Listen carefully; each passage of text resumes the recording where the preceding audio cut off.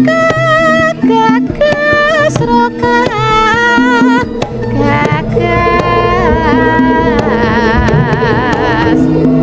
anggrome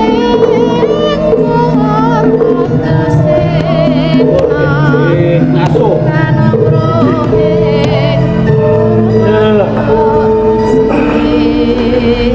lelakon sampeyan kok nganti kaya ngeten pun ngaso sik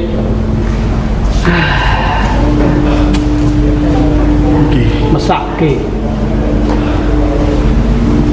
pun ora perlu mikir napa-napa sampeyan ngaso riye sing kepenak kok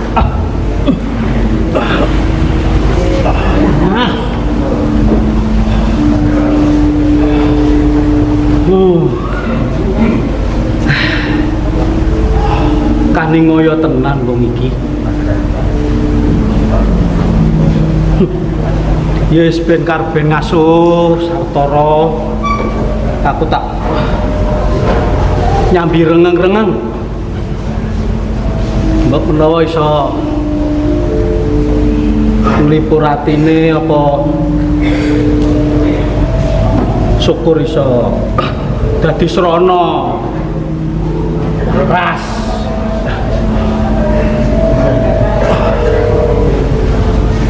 sing lara iki yo disranti sawetara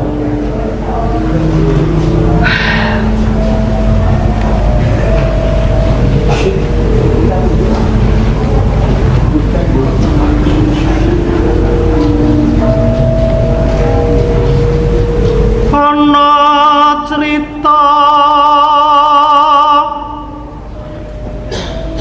pawongan sayati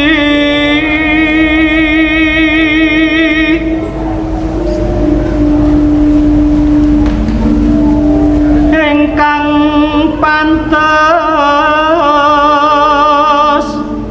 kinarya tuladha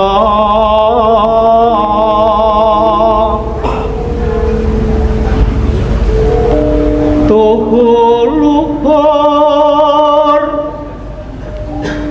babudene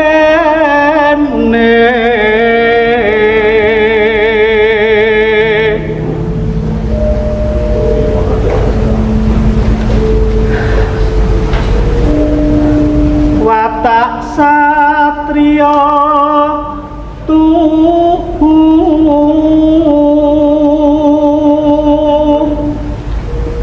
nangenake panembah suci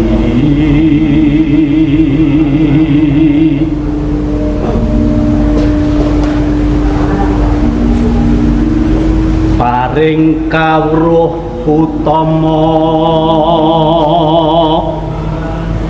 mring proseswanipun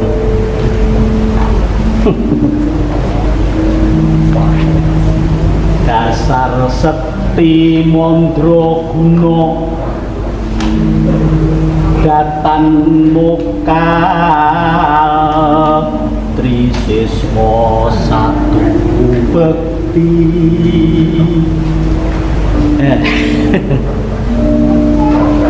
pasing-singan ranyo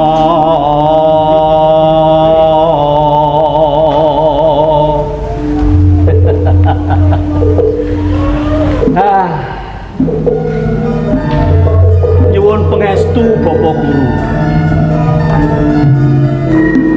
mbok bilih menika sarana pangenget-enget kula dumateng panjenengan mugi tansah rahayu wilujeng Bapak Guru pripun tak tinggal rengeng-rengen cik pun saged lungguh dereng lungguh nggih Kang. ah Iki ketoke sing rada lara niku nggon sisih mriki. Nggih.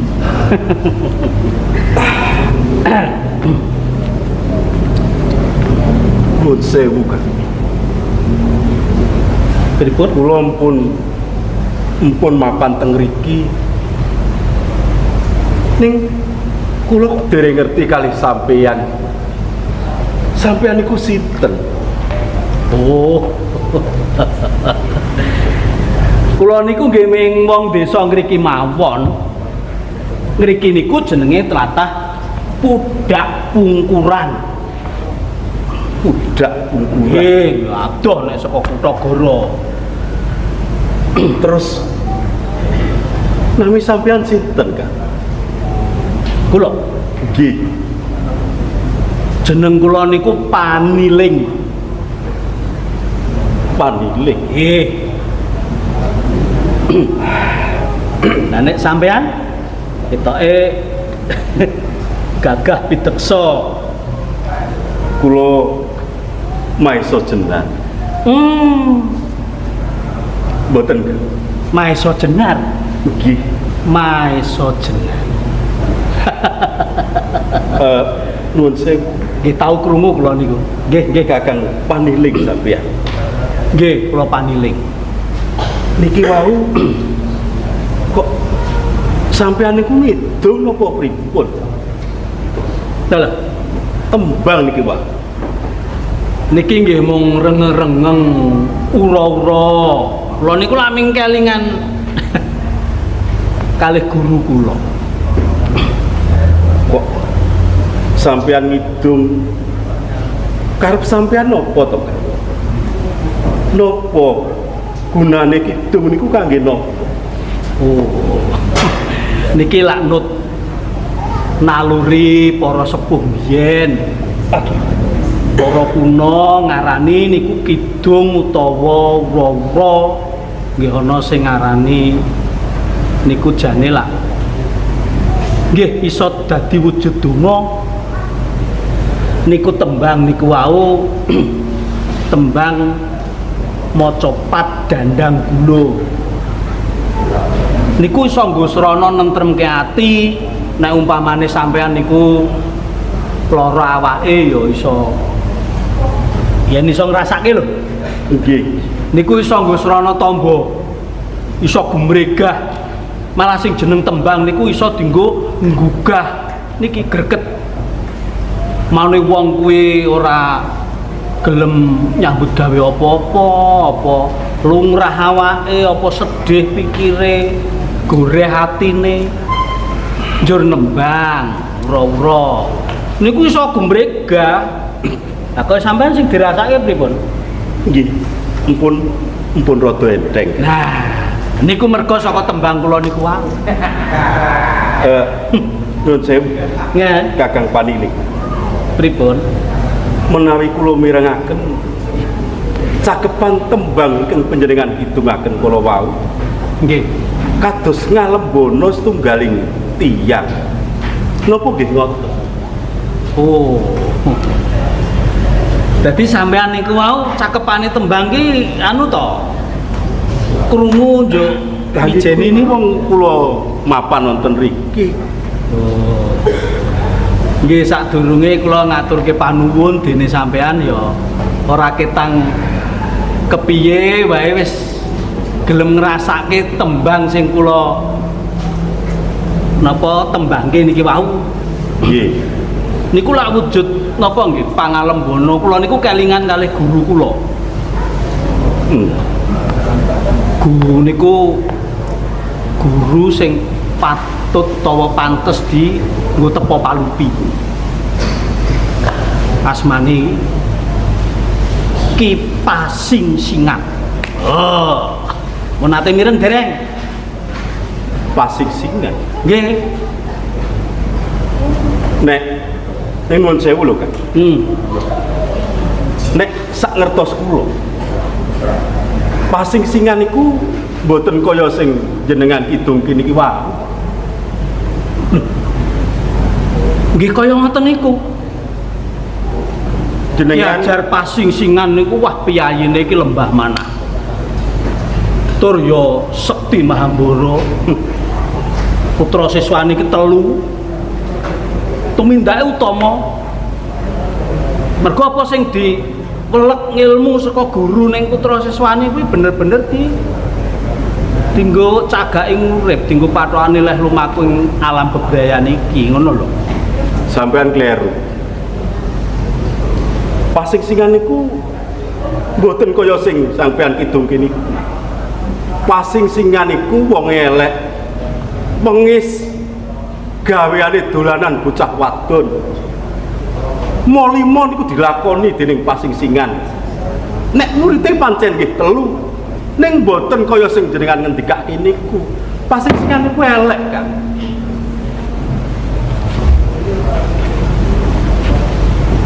Sampean kandha ngoten niku wis dipikir. Sampun. Mumpun. Pasingsingan menika mila mboten mengaten menika. Muridipun pancen 3.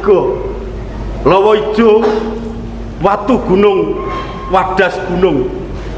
Sedaya siswanipun sami nulat kaliyan. Wis. Dadi Pasingsingan niku elek ora Pasingsingan kuwi becik. Pasingsingan Pasingsingan kuwi luhur bebudene. Pasingsingan lambene elek. kudu dijaga ya. Aku ora trimo nek guruku tok semonah kaya. Pasingsingan niku elek mboten apa. Pasingsingan kuwi becik. Elek Kabeh pasingsingan kuwi. Kurang ajar kowe. Kurang ajar kowe. Sabar, musik. Mateni ya kena ning ora grusak-grusuk. Nah, kene Kurang ajar. Menungso ora ngerti kebecikan kowe. Wong tuwa kok ora kena dienggo tulodo. Wong tuwa kok grusak-grusuk. Yen aku tok sewiyah ora apa-apa. Nganti kowe gepok asmane guru. Oh, nyawaku patuhane. Tak pateni kowe. kula namung matur menapa wontenipun. Bali ngono. Menawi Pasingsingan menika mboten Ora. Musik. Sing sareh. Weh, kok cuma isih rusa wae. Yo sak karepe dhewe. Sampeyan ki wis disebut wong tuwa. Ning pudak pungkuran kene iki sing cikal bakal sing gawe desa ki yo sampeyan. Lho kok ora iso milah-milahke tembung sing bener karo tembung sing luput. Wis cetok. Wis cetok. Bapak guru Pasingsingan kuwi diarani ora. Tumindake nalisir saka bebener. Apa ati ora kobok? Ora maido. Kowe dhewe piye? Iya, ora maido. Ning dirasake dhisik ucape bocah nom iki. Wis tak rasake. Aku krungu dhewe. Kowe ora krungu to? Aku ora krungu ning aku ngrungokke saka mburi. nun sewu. Sapa iki sing mbok gawe rene iki? Sampeyan sinten, Mas? Ngakune Maesa Jenar. Maesa Jenar. Maesa Jenar. Nun sewu sampean sinten? Ditepungke kula Darbo. Darbo. Nggih. Ora sah tepungan tak ajare bocah iki. Engko sik. Kula kalih Kakang Paniling niki niku sedulur wiwit cilik sing babat teng pudak pungkuran niki. Oh, tasih derek. Sedulur. Kok nun sewu beda sanget watak wantunipun nggih. Nggih, mbok menawa nembe kelalen. Sampeyan kula aturi kendel rumiyin, kula tak omong karo sedulur kula niki. Nggih. Ngerti Kakang Paniling, sukti aku nulu. aku ora maido yen kowe mbela karo Bapa Pasingsingan. Paguron sing wis kawentar. Ning Pasingsingan sing mbok karepke karo sing dikarepke sedulur Maesa Jenar iki beda. Senajan padha Pasingsingane, padha murite. Apa sampean ora krungu tembunge Maesa Jenar? Yen Pasingsingan sing dikandhake Maesa Jenar, sing dingerteni Pasingsingan kuwi murite 3. 1 Lawa Ijo, 2 Wadas Gunung, 3 Watu. Nah, iki ucape Kleru Maesa iki. Jenar. Sing kleru ki wong kuwi. Ki Ageng Pasingsingan kuwi murite 3. Murid 3 rak beda jenenge. Umbaran, Radite, Anggara. Anggara. Nah, mongko sing dingerteni Maesa Jenar iki Pasingsingan sing duwe murid Lawa Ijo. Apa muridé Pasingsingan jenenge Lawa Ijo? Gurum. Beda wong. Ayo kejaba beda ora beda jenenge murid-muridé kuwi. Sing padha ning Pasingsingane. Lah iki sampean sing keliput, sing kelalen. Mula ora grusa-grusu, dupeh rasa, dupeh menang, njur kowe arep nangani si Maesa Jenar. Gonjem Kakang Darbo. Nggih, pripun, Mas? Menawi king kula mangertosi mila ngaten menika. Pasingsingan gadah siswa 3 ingkang kados pilihan ngendikaken Nggih, menika. pancen bener. Dados tumindakipun mila boten sae. Leres merga niku ana sambunge. Ana sambunge kalih dongenge Rontal sing diwaca kalih Kakang Paniling. Kakang Paniling wau maos Rontal sing isine Malembana Pasingsingan. Duwe murid 3, cedhak karo sing kuwasa, suka tetulung marang wong sing nandhang kasengsaran. Mene teken wong sing kalunyon niku isine Rontal. Angka 1. Lah, bajute Rontal niku senten 1, 2 niku senten Rontal sing diwaca kalih Kakang Paniling. Menapa kula pareng mangertos? Nduk, sik to. Piye? Anu Coba, ayo dirasake. Dirasake tenan. Tembunge Maesa Jenar. sing sampean kandhake wau Pasingsingan muridé pinten? 3 kan. Mila wonten 3. Lawa Ijo, Wadas Gunung lan Watu Gunung. Oh lah iki Ye. kleruku nggon iki. Lah nek Pasingsingan gurune dhewe lak 3 ya. Heeh. Umbaran Radite Anggoro. Oh, Yen ngaten nyuwun pangapura. Kula sing nyuwun pangapura. kula nggih lepat Kakang. Aduh. Nyuwun pangapunten. Nggih, malah lara tak tambahi lara meneh. Mboten mangertos iki. Ngene iki lho. Mriki-mriki nggang gasik. Waduh, jan. Rahayunipun Kakang Widarbo. Nggih papan mriki. Gelem padha nglenggono kaluputane.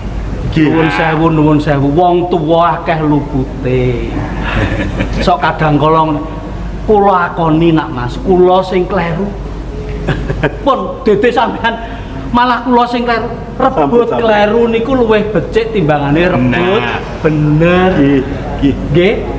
Malah ngaten. Di ngapura nggih nak Mas. Nggih. Dumawa sami-sami kula nggih lepat. Wau sing sakit sing pundi. Nah, pun Sampun. kira njur iso mari. Ngaten. Kula malah estunipun badhe nyuwun priksa. Nalika semanten kula dipun kroyok dening para sekti golongan ingkang. Namung kraos kula ingkang nalika semanten kula lampahi kula menika kecemplung wonten ing jurang. Sela ageng ingkang diancik-ancik utawi kula ancik menika lajeng nglewang kula dawah wonten ing jurang. Kok ngertos-ngertos wonten papan mriki kados pundi Kakang? Lah niku ora sing ngerti Kakang Paniling sing gawa sampeyan teng kudak pungkuran mriki. Pripun to? Pengen ngertos. Nggih. Niku ngaten ceritane. Kula niku lak ngerti sampeyan niku dikeroyok kalih wong-wong golongan ireng. Kula mboten maido nak Mas. Umpami niku terus kelajeng. Wurung tan wurunga sampeyan mesti kesesat. Ora bisa nandingi wong sakmono akehe. Mongko sampeyan ijen. Nah, rikala semanten panjenengan lak terus diangsep karo wong-wong golongan ireng niku. Nggih. Nganti munggah puntuk gunung nika. Nggih. Kemutan mboten. Nggih, Ancik-ancik ning watu gedhe. Nggih. Nggih ta? Nggih. Nah, sampean niku ancik-ancik teng watu gedhe. Niku ngisore watu gedhe niku lak wonten ganjele. Ganjele niku watu sing cilik. Nggih. Nggih. Nah, sampean ancik-ancik teng riku supaya wong-wong golongan ireng niku wis kelangan lacak. Watu sing cilik ganjele watu gedhe wau kula balang. Kula balang watune cilik lesak, watune gedhe bareng karo sampean glundung ning jurang. Terus sampean kula tampani, kula gawa ngriki niki wau puriye supaya sampean slamet. Aduh, Kakang Paniling, Kakang Widarbo. Nggih. Nek ngoten kula utang nyawa kali sampeyan. Kula utang kabecikan kali sampeyan. Wajibane wong urip tulung tinulung. Wong urip niku padha-padha. Ora ana utang, ora ana sing kudu disaur. Oh, matur nuwun, Kang. Nah, Nah sakniki kula teruske.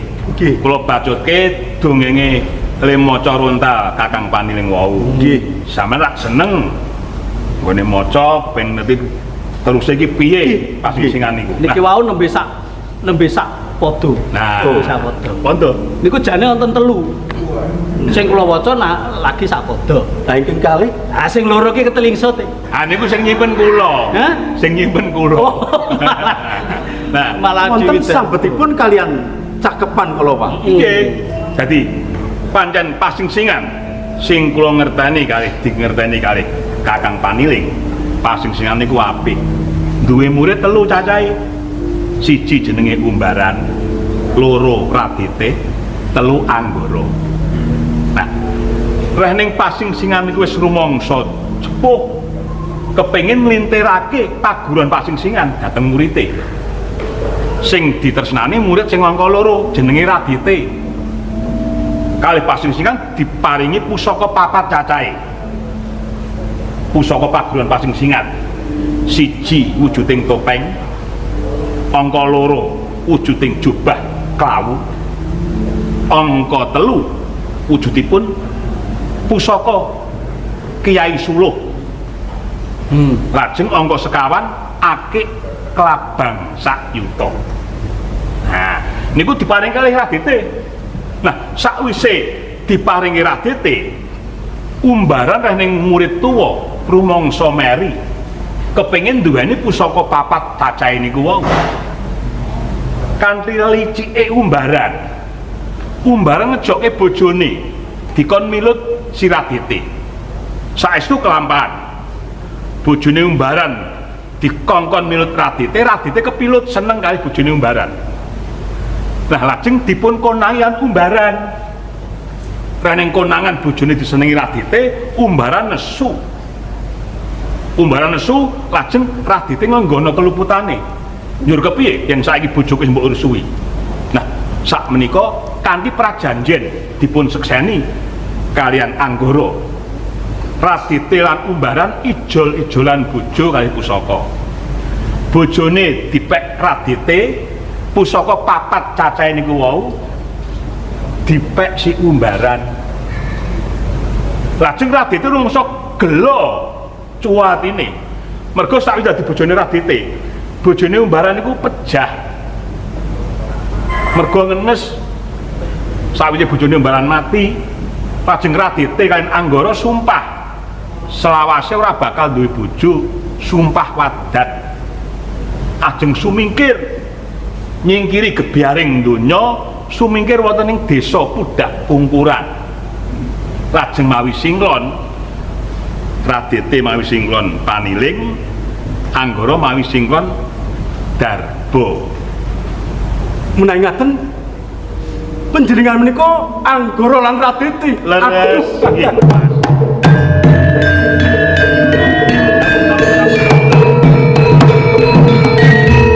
Campur-campur monggo saestu.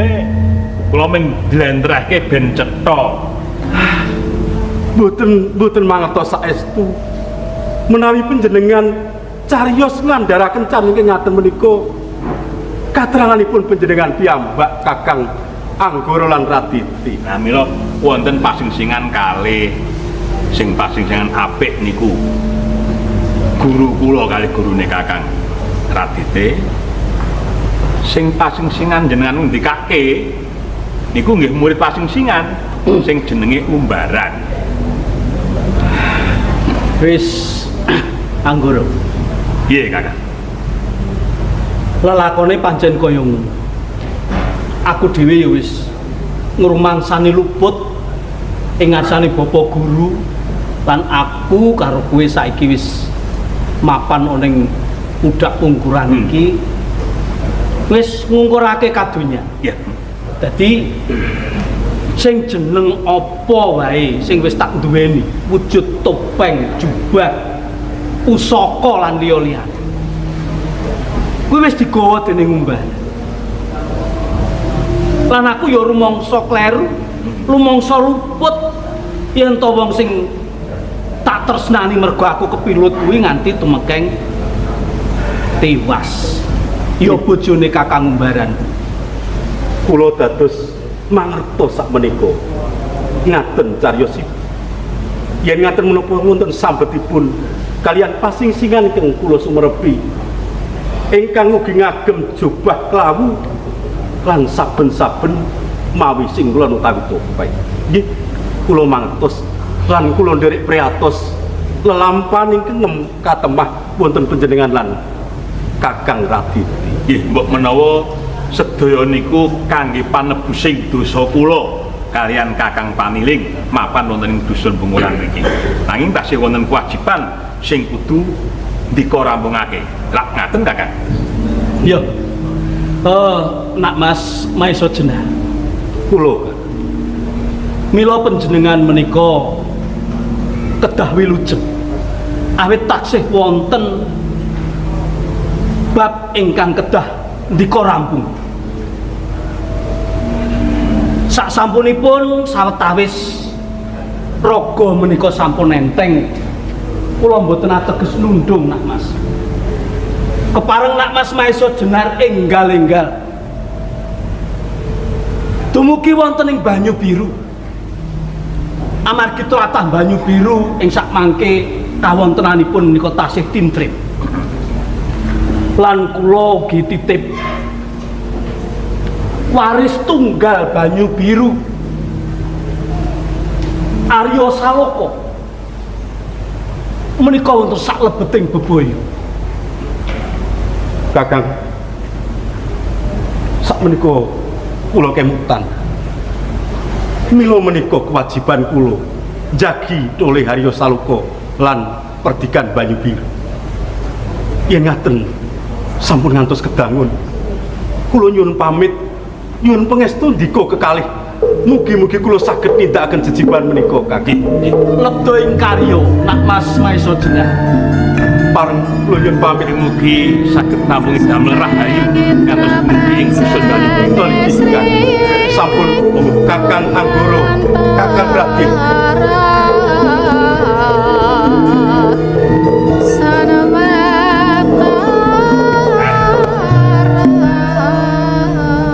Gaweane wong tuwa, kewajibane wong tuwa ki ya ngene iki. Yen ana gawe mesti dibutuhke. Tujune kowe mau enggal tekan papan kene yen ora lak yo kedrawasan to Mas. Ayo aku mengelingke ning awake dhewe durung rampung lho iki. Kewajibane awake dhewe iki durung rampung. Mergo Maesa Jenar sepisan nggone tanggung jawab bumi Banyu Biru kang kaping pindho isih duwe kesaguhan balekake pusaka naga sasra sabu pinten ana ing Kasultanan Demak Bintoro. Pancen kaya Durung rampung. Mula senajan awake dhewe iki ning budak pungkuran ki. Ning aja negake Maesa Jenar. Ya watawati. Ya, wis. Mengko diopi bareng-bareng. Ya, saiki aku tak ngunduh legen sik. Tak unduhe mengko ndak salah kesuwen. iki ya wis arep udan. Lah iya.